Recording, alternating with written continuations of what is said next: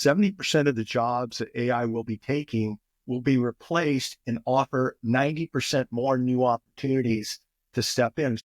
What's up, everyone? We're live, we're recording, and I got a cool guest here today. As always, I always have cool guests. We're coming to you coast to coast. I'm in Virginia Beach, Virginia. We got Southern California over here. And before I introduce the guest, I'll have him say a few words about himself. Well, we were connected by Robert Hanna, who, if you don't know, has an awesome podcast, and he connected us.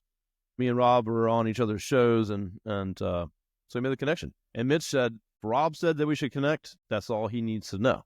That's what needs to happen. Yeah, Rob's one of my favorite people. I just love what he's doing with the Legally Speaking podcast. And, they just got picked up by Clio for another year, which tells you a lot. I know Clio and Jack Newton and that team are very, very particular about who they associate with. So when Rob put the two of us together, that's all I needed to hear. Rob, if you're watching from Dubai, have a great business trip, and we'll talk when you get back home to the UK. Yeah, excellent. So, well, without further ado, Mitch Jackson's on the show today, and we're going to be talking about something that you've never heard of, AI. But Mitch goes a little deeper, has a different understanding of it, a different mindset and way he thinks about it, which I think you'll find very interesting and helpful to the lawyers out there. So, Mitch, thank you for joining me, and tell us your story. Sure. Why don't we just start off with, most lawyers and law firm owners understand AI. That's all anyone's talking about right now. But you know what, Kevin? They're using AI the wrong way. And that's why I wanted to come on the show today, because it's not about just being faster, being more efficient. That's just touching the tip of the iceberg when it comes to using artificial intelligence, especially artificial intelligence agents. So that's why I wanted to come on is raise the bar and really pull back the curtain and share with other lawyers and law firm owners how we're using it to do next level things, how to use AI to conquer issues and attack problems from a new perspective that's not linear in nature. It's just changed everything that we do on a daily basis. So my background is this is a non-AI tech background. I grew up on a ranch in Tucson, Arizona, playing cowboy, right? Riding horses. We always had 30 head of horses before we went live. 4 or 5 dogs at any one time would roll in off the desert and all mutts. And I loved them dearly. But I grew up on a ranch where my mom and dad would entertain guests from all over the world. And it gave me a chance to really get a feel for how different people think about different situations and really live their lives. Okay. And the reason I'm bringing that up is fast forward to moving to Southern California, becoming a lawyer 30 plus years ago. From day one, we opened our practice with those thoughts in mind. How can we be different? How can we add unique value? How can we provide better results for our clients? And how can we make the client experience even better? Fast forward from 1986 all the way through to today, and I can comfortably say that the lawyers that use AI in the ways that we're going to discuss today are going to be able to accomplish all of those goals. They're going to be able to run more efficient firms, save money. That's fantastic. But they're also going to be able to provide new, unique, and better services for their clients. And when you're able to do that, a couple of things happen.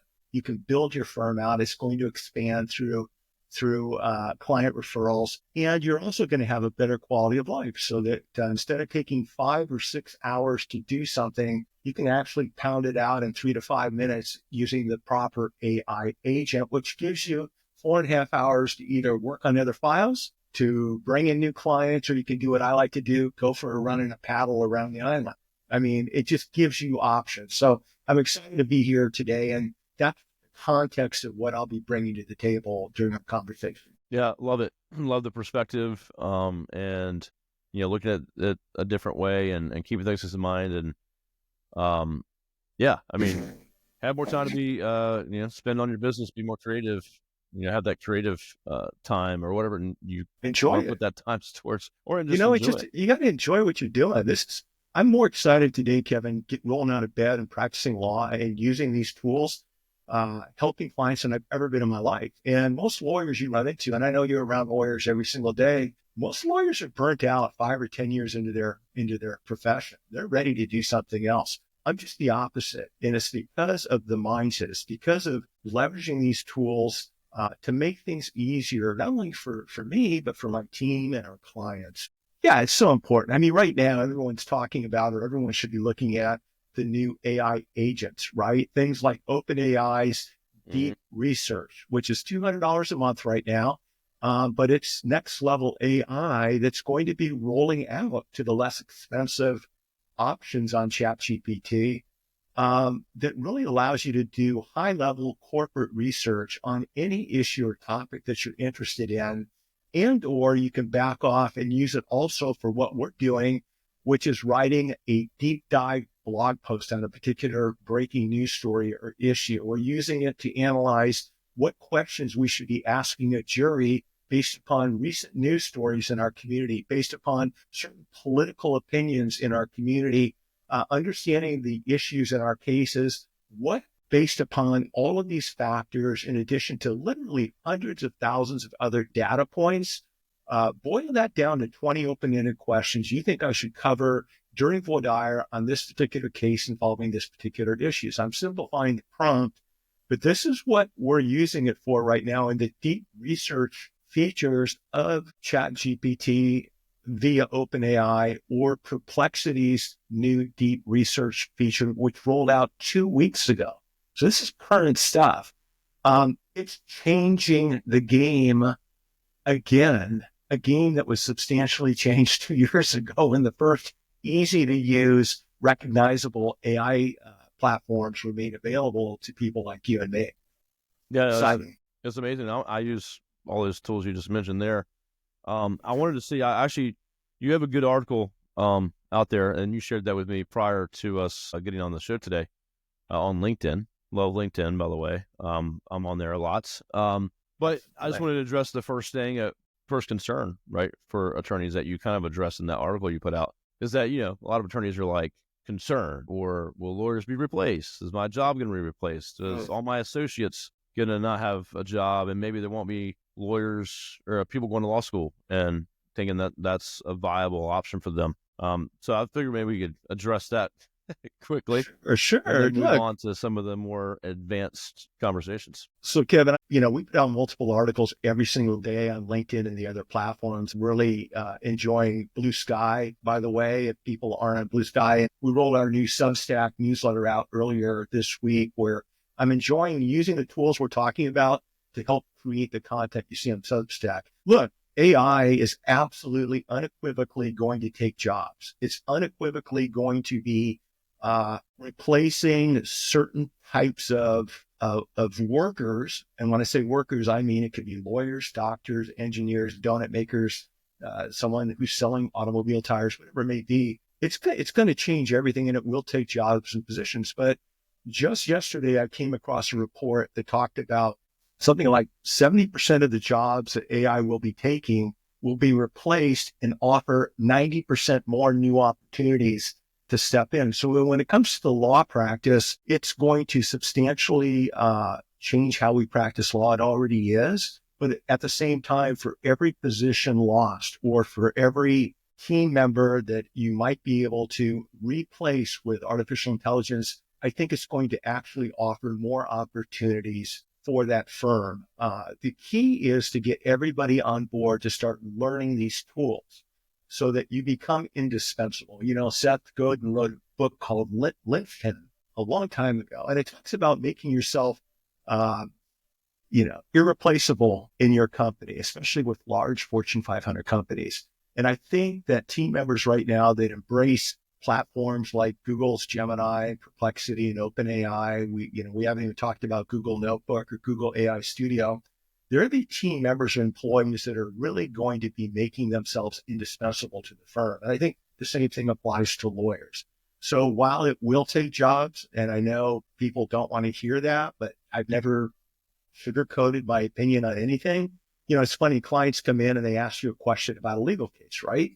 And when they ask a question that I know they're not going to like the answer to, I'll tell them, listen, if you are having chest pain, and I'm a cardiac surgeon, and you came into my office and I told you you needed to have you need a triple bypass that I didn't tell you, I'm not doing you any good. It's not, the result's not going to end up favorably for you. My job is to tell you what I think, whether you like it or not. And what we're seeing right now, what I'm seeing with my clients, I've got clients of small companies and large companies, neck deep in the AI conversations around the world. It's already replacing jobs. So the train's left the station. The key is for your listeners to make sure they find a spot on that train so that they can enjoy the opportunities that AI is bringing, right? It's a mindset. The glass isn't half empty, it's half full. And with that, I'm going to hand the mic back over to you because I could stand on this soapbox all day long. It just bothers me when people are so focused on, will it take my job? Well, I don't know. When the automobile rolled off the assembly line, did it take the job of people that, shoot horses or built carriages or made leather salads? Yeah, it did. But it also created a lot of new opportunities, whether it's with the vehicle itself or the travel or transportation industries. It changed everything. This is going to be times 100. So everyone needs to put their seatbelts on, strap it tight, and get ready for an exciting ride.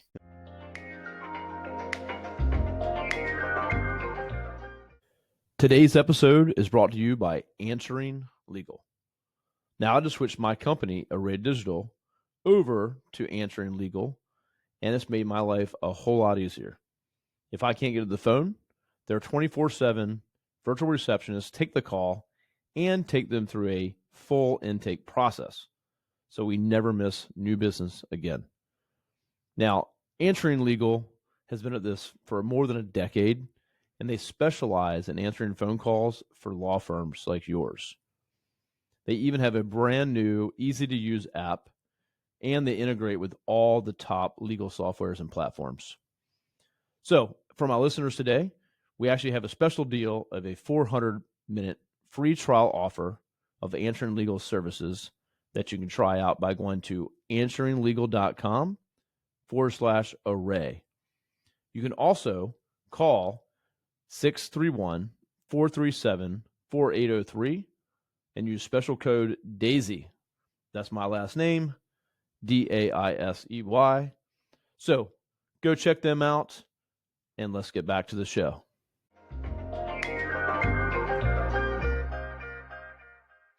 I appreciate that. Yeah, I know you're passionate about it, and I know you can go off on it. So, but that's exciting. So I wanted to hear that from you, and I think, in part of the article that I read that you kind of put out there too, it's like, yeah, it'll replace the ones that aren't paying attention to it, aren't learning it, and aren't in the right mindset to leverage it and to improve their legal services, improve client experience.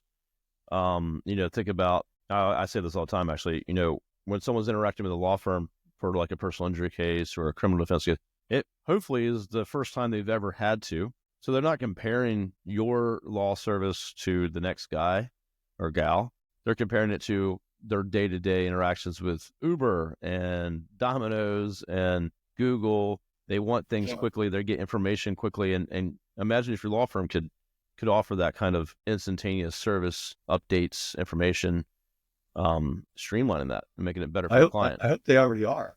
Yeah. I think that's already happened. I hope people have been doing that for 10 or 15 years, right? You don't need AI to do that. I'll tell you what I think's exciting, Kevin. And by the way, I'll second what you just said. I just drove through, it was either like a Wendy's or maybe it was a Wiener Schnitzel after a movie. My wife and I were hungry on the way home, and the AI automated attendant was outstanding. It was actually a Wendy's here in Laguna de Gil, California. It was a perfect interaction, crystal clear conversation, no misunderstandings. It was an eye opener. I was like, whoa, this was pretty impressive.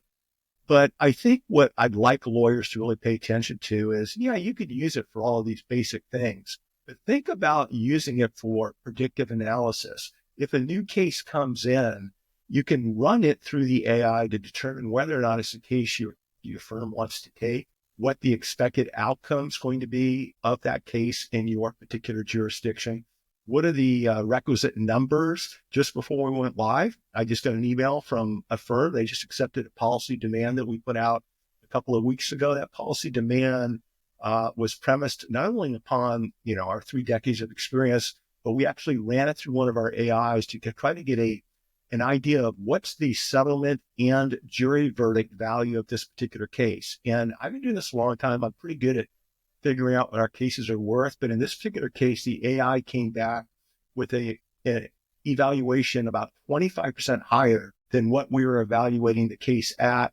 And it indicated why. And we were able to take that additional information and put it into our demand to justify the demand that we were ultimately making.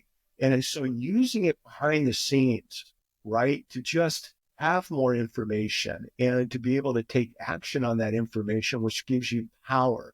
And I didn't mean to steer us away from what you're asking me, but I really want lawyers to think about the predictive analytics or analysis aspect of using AI. When I'm mediating cases, Kevin, I do a lot of Zoom mediations, and when we reach an impasse, we're in breakout rooms on Zoom, and I'll let the parties, grab a cup of coffee, use the bathroom, let's all circle back in about 10 minutes. I'll pop out, do both of those things, but I'll also open up another tab. And in that tab, I've got the parties' mediation briefs. I've got my own input where I've evaluated the attorney and the parties' personalities, if I know who they are, just a bunch of information, right? And then I'll ask the AI, look, this is what we're stuck at. Give me 5 open-ended questions to keep the conversation going and to get past this impasse. Or here's the sticking point during the settlement negotiations.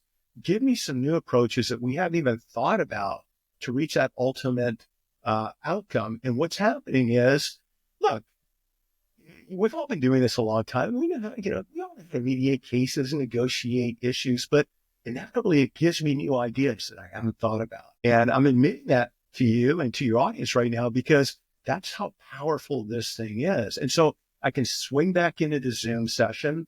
I can introduce a new approach or a new perspective, or maybe some new ideas, some new terms and conditions, without having to do a lot of work to come up with these new ideas. But 100% of the time since we started doing this, it's helping us get the case resolved. And to me, that's just amazing, right? It's amazing if you know how to use this stuff to get the results that your clients are looking for.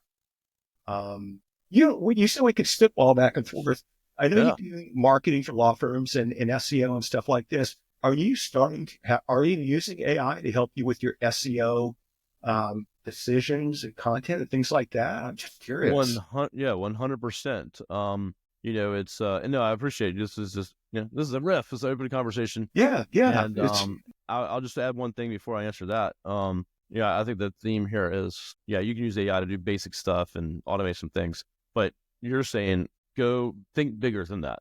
Look deeper than that. There's more ways to use it than just, it'll automate an email and then send a message here and whatever. So I agree with you. So start thinking bigger. AI is way more powerful than you can completely imagine. And so why a tool here, a tool there might help with a couple of tasks. That's at its basic level, right? And you should have already been doing that anyway. So to your point. And if you're not, it's look, the systems are better now, and they're easier to use. The interfaces are easier. Start now. Start implementing these things now. But I'm not going to let you off the hook. I am curious to see how you're using SEO and AI. Absolutely. So, we've prided ourselves, writing content. Let's just talk about that. Content and SEO, backlinks, all that stuff. We pride ourselves on being very deep, knowledgeable, technical, like a lawyer, right? It's very complex how we do our SEO, and proprietary to us to some degree. But, pride ourselves on having a real person writes the content, follow ABA compliance or guidelines for every state. So if a law firm's in, California, we follow those guidelines. They're attached to the writing piece. ADA compliance, and then, of course, the law and the practice area within that state. So there's a lot of things that we bake into, rule sets that we follow, right? So that it's ethical, it's done right. But it's also the brand and the voice of the firm. So then there's the marketing side of it. It can't just be SEO content that someone finds completely unreadable or, it's not helpful in that way. So there's a lot of things that we're trying to accomplish here instead of just a blog or a practice area page. There's a lot of goals to it. One, it has to show up in rank. Number two, it's got to be helpful, and then convert that person to a client or to a lead. So But given that, so it's, a lot of SEO companies would say, well, we do not use AI because that's a no-no and Google doesn't like that, blah, blah, blah. We have a new generative AI content process that's being rolled out right now, that's leveraging AI to write. Our costs are going down. And we still have very smart people to oversee, just like a lawyer, right? To intervene, to oversee, to make adjustments, to make sure the end product is what we need it to be. And then from the research side, I mean, that's where we've been using it for quite a while. Research on what others are doing, competition, what people are searching for, how their behaviors have changed, how, what are they searching for, and how is that changing over time?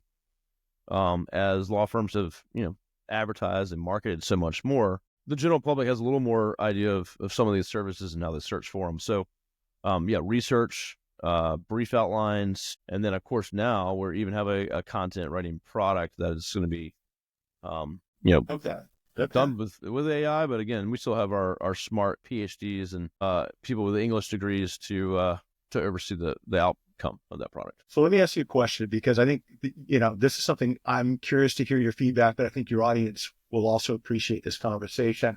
A lot of times, let's just say you're a lawyer that's handling motorcycle personal injury cases, okay? What I see, and I've been doing this a long time, is lawyers sharing content and blog posts, social media posts about the same thing. It's the same issues, the same conversation. And frankly, I think most consumers are kind of tired of that. But what I've noticed is if you use AI and ask questions through the consumer's eyes, in other words, tell me what consumers are looking for after a motorcycle accident, while they're laying in the hospital bed with, an ungodly amount of medical bills staring them right in the face. They're not sure they're going to be able to walk again. What's going through their mind? What's the psychological impact and of someone in that situation, emotionally, thinking of their family, thinking of what their future has in store? Write a blog post about the 3 things that a qualified and experienced law firm can do right now, take their hand and make their situation, 10 times better a week from now than what they're facing right now. And what I've noticed is, and that's not a very good prompt, but hopefully I'm making my point. What I'm noticing is content that's being created from a completely different perspective, a perspective that the potential client's going to relate to.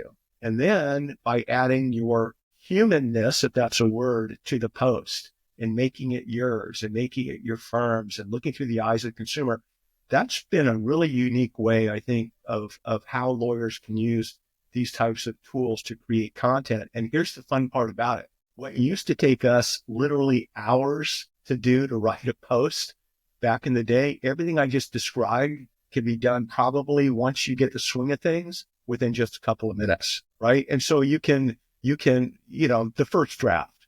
And so instead of putting out 1 post a day, you can put out 10 posts a day, high quality posts written in a way that are more effective and in a different fashion that other lawyers across the state, country, and world are doing. And those are just little mindset changes, right, to tap into the attention aspect of digital. For example, my son works at VaynerMedia in Los Angeles. I don't know if you're familiar with Gary Vaynerchuk. Yeah, for sure. He's a post-creative strategist. And Garrett was talking to me about, a little plug for Garrett. He actually was part of Gary's team over in the Paris Olympics. They went to London and ran things from the London office for 3 weeks out of that time zone. So I'm very proud of what he's doing there. But Garrett was talking to me about, Dad, when you're creating your content, look at Gary's last book, I think it's called The Attention Economy, something like this. And he talks about, creating content that will attract the attention of your anticipated reader or audience member.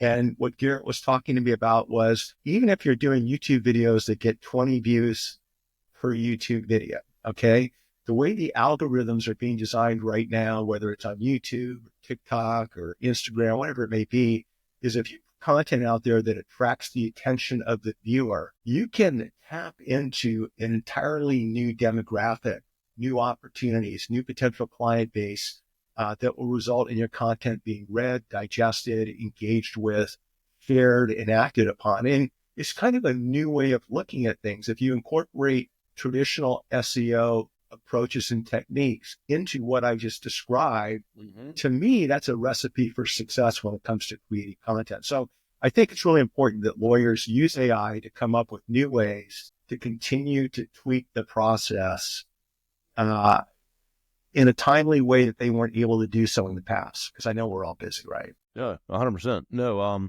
you're to your point. When I talk to law firms all the time or lawyers and I look at their content, or my team does. Yeah, I feel like traditionally, if you're thinking about SEO, just use that one. It's the mindset of most lawyers or law firms like, I just need blog posts to hit the ground, and they don't review them, they don't read them, and the goal is that it drives their ranking, and that means they just get new clients. And then I say, well, what if they actually read the blog?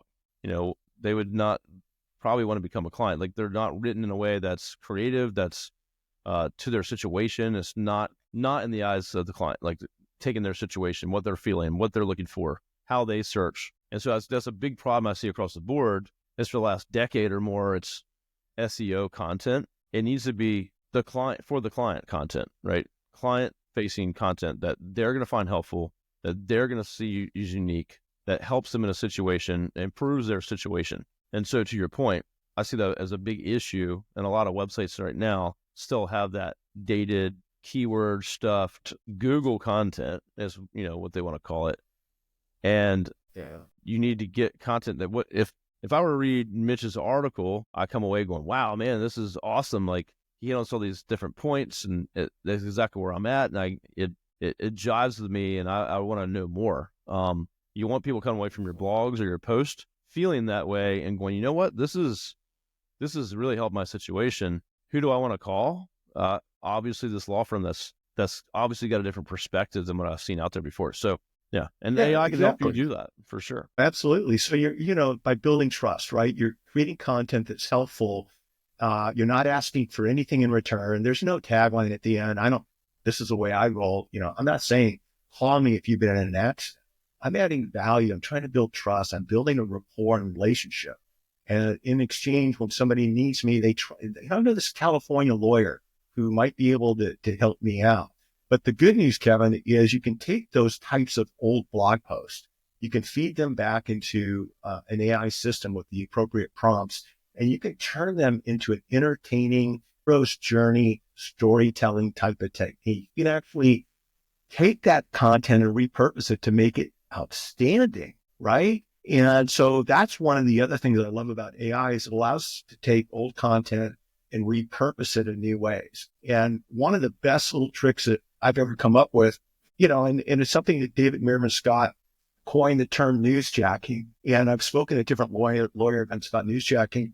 Newsjacking is what's gotten me on stage twice at Tony Robbins' Business Mastery. Okay, talking about how we go about it. The reason I'm bringing it up is with AI in today's world, it's never been easier to newsjack, and it's never been easier to create amazing, powerful newsjacking posts, social media content, whatever it may be, videos. And what I mean by that is when there's a breaking story out there that's of interest to you or you think might be of interest to your audience, you can immediately do your perspective on that story.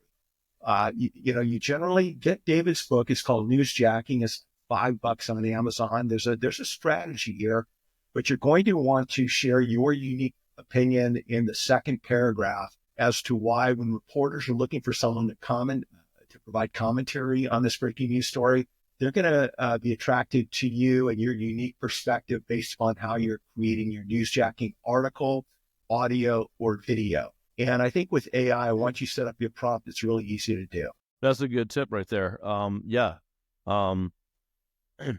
Great idea to generate those things. And yeah, that's how kind of traditional PR is done. You used to go pitch the news station and try to get on, but if they go search and say, who's the expert on this and who's in my local area, boom, using AI to get that stuff out there fast. You got mass tort, kinds of stuff that, hey, we need to get this content out right away. Yeah, it's created where if you do it the right way through storytelling, and it doesn't look like a sales pitch. It's more like, and it's an informational piece where you're adding value to the story that nobody else is talking about.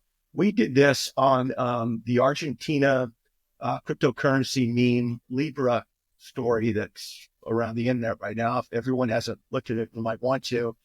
And in that story, there were some issues about what went wrong. And basically, it's one of these stories where it went from a lot of money down to basically nothing. And there was some insider trading and snipers, the terminology in cryptocurrency called snipers. Long story short, we did a quick blog post, like I just described, on this story over in our Substack newsletter. And within maybe 2 hours, we had multiple people and companies reaching out to us, not only to comment on that story, but 2 of them were potential clients to help mediate this Web3 dispute. Like they were looking for a lawyer that understood the terminology and how Web3 works and blockchain and smart contracts and cryptocurrency. And just through that article, we were able to highlight our expertise in this particular area, number one. It went out and was shared by people really interested in that story. And we gave a shout out to CoffeeZilla, who's got a investigative YouTube channel on these types of frauds and scams. And it immediately put my firm at the top of the list when it comes to people researching this story. And so and by the way, this took about 15 minutes of time, right? And so it's just a matter of give yourself permission to think a little bit different, to leverage these tools to create content, repurpose old content in ways that you haven't thought about. Take that blog post and say, recreate this blog post in a friendly, outgoing, and helpful way, in the style of telling a hero's journey or the mens rea storytelling technique. And you'll be surprised at what the output looks like. And frankly, Kevin, as you and I well know, it's probably going to be 10 times better than the original blog post with just that simple prompt. It's amazing. It really is. I mean, because we're not storytellers and writers in that sense, like naturally, right? You can prompt it, you can tell it, you can learn from what you've written in the past. Again, it's super powerful. There's so much you can do with that, especially with newsjacking and things like that, where it's timely. You want to get it up on there quickly. Just quick. I know for me, I posted an article yesterday.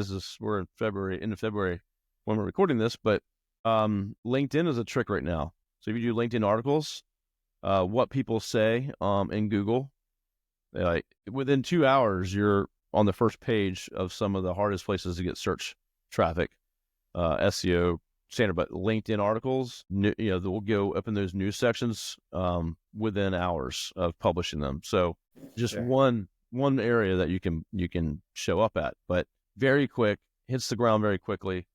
So I put out at least one a week, but like lawyer SEO, I'm on the first page. If I was to pay pay-per-click for that, it would be astronomical. And so when they're in the SEO, traditional SEO, it'll take years with backlinks and article writing. So interesting things that are happening out there. Things are speeding up, and gotta pay attention. So speaking of LinkedIn articles, real quick, I mentioned David Merriman Scott earlier. He's a dear friend of mine. LinkedIn first rolled out its LinkedIn article newsletter feature. Okay, we both jumped on it, right? It's exactly, Kevin, what you're talking about. I have that too. And within days, I've got a pretty big following, but David's got a much larger global following. His books have been translated in like 28 different languages around the world. Well-known keynote speaker. But I think within just 24 hours, he had like 6, 7, or 8,000 email subscribers through the LinkedIn article newsletter feature. I picked up a couple thousand right away in the first 24 hours. And it's just like, for the reasons you just described, it's super powerful. One other tool that we're using that I would love to see lawyers start using more because it's really powerful is Google AI Studio. And what we're doing is we're putting our video opening statements or our video presentations, and we're uploading them into Google AI Studio. It's free. And we're asking it to analyze, how do we come across? Are we building rapport? Are we using the correct words? How's our sentence structure? What can I do to be better? And we have prompts for this. If anyone's watching and they want the prompt that I'm using, just reach out to me. It'd be my pleasure. I love helping other lawyers. But what it does is it analyze how you come across. Like we could put this video in right now, Kevin, and it will take you and I and it'll give us suggestions to be more effective, more persuasive, right? And to me, that's the type of feedback that make lawyers better, whether you're meeting a client one-on-one in your office or whether you're standing in front of 12 strangers who may end up being, your jurors on a case. If you learn what you're doing wrong and correct it and double down on what you're doing right, I think it's just magical. So we're really enjoying that particular product also. That's super cool. Huge tip right there. I've never done that or heard of that. I use Google products and Gemini and all that stuff, but that's super cool. I'm going to Google AI Studio. All right, going on my list for sure. Well, Mitch, I hate that we're out of time. I think we could probably talk all day. Maybe I should have you back on, maybe dive into some other tools and methods. So I'd love to have you probably back on the show.